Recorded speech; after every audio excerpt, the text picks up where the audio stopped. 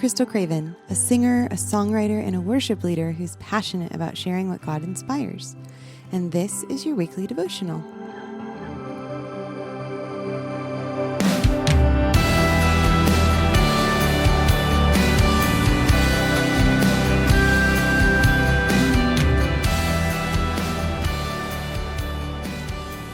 Isaiah 53:11 and 12 says, "Out of anguish of his soul he shall see light and be satisfied. By his knowledge shall the righteous one, my servant, make many to be accounted righteous, and he shall bear their iniquities. Therefore I will divide him a portion with the many, and he shall divide the spoil with the numerous. Because he poured out his soul to death and was numbered with the transgressors. Yet he bore the sins of many and makes intercession for the transgressors." I know usually the Bible verses that you see around Thanksgiving time involve giving thanks. But as I sat and was thinking over giving thanks, I was just kind of met with this question of what do we give thanks for? Most commonly, our responses for this is things that we see in the temporal world around us, which, don't get me wrong, that's not bad, and we should be thankful for those things. But how often do we stop and consider the most important thing we could ever give thanks for? Without Jesus as our salvation, would we love and be thankful for others around us?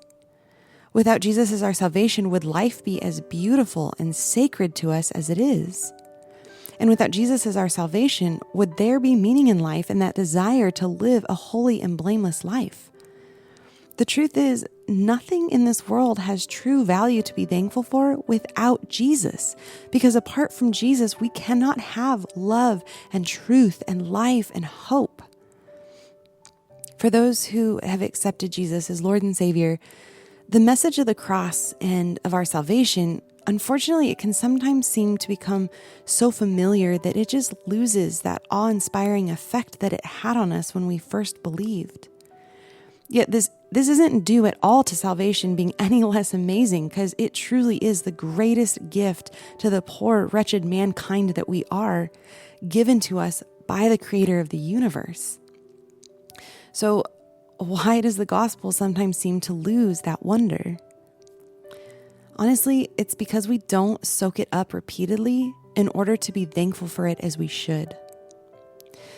This prophecy about Jesus in Isaiah is one that helps us to become more brutally aware and acknowledge the pain and the suffering and the anguish and separation that Jesus went through in order that we would have access to the Father, have that communion and the unity with the Trinity, and having that hope of glory to come.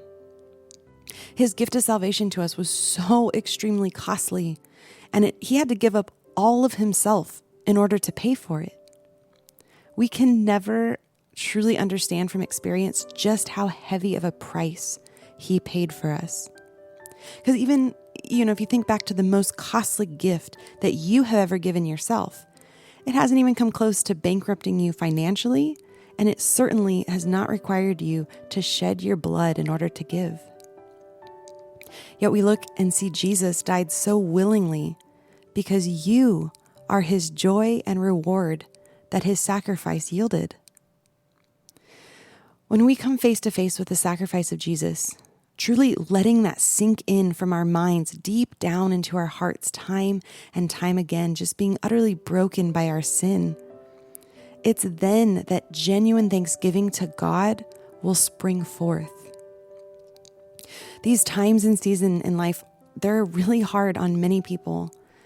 Physical, mental, emotional struggles that are so often just way too much to bear on your own. Your flesh is weak and will inevitably fail, but God is with you. Just as Isaiah 53 makes mention that God would divide Jesus a portion with the many, Jesus is your portion. In the early days of the Israelites, the tribes were apportioned lots of inheritance among the land that God had given them. But the Levites, the lineage of the priests to serve God in the tabernacle and the temple, they weren't given a portion or like a land inheritance. They were given the Lord as their portion, as it mentions in Deuteronomy 10:9.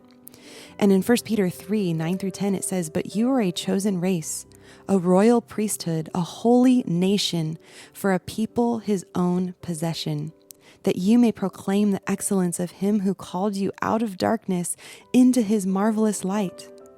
Once you were not a people, but now you are God's people. Once you had not received mercy, but now you have received mercy.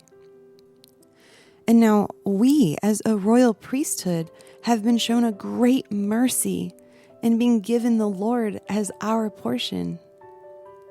Psalm 73:26 says, "My flesh and heart may fail, but God is the strength of my heart and my portion forever." And then in addition to this beautiful portion that you've been given in Jesus himself, you also have Jesus praying for you always. At the end of the Isaiah verse, it says he makes intercession for the transgressors. And in Hebrews 7:22-25, it tells us, "This makes Jesus the guarantor of a better covenant. The former priests were many in number because they were prevented by death from continuing in office. But he, Jesus, holds his priesthood permanently because he continues forever. Consequently, he is able to save to the utmost those who draw near to God through him, since he always lives to make intercession for them." He knows your needs. He can sympathize with them. He prays over you in intercession. That is a daily and continuous gift to be thankful for. So this Thanksgiving, before you get up and make and serve portions of food, I pray you start your day in remembrance of the ultimate gift of salvation, from which all other things to be thankful for stem from, and that you take the time to tell God your heartfelt thanks for the beautiful portion you have in him.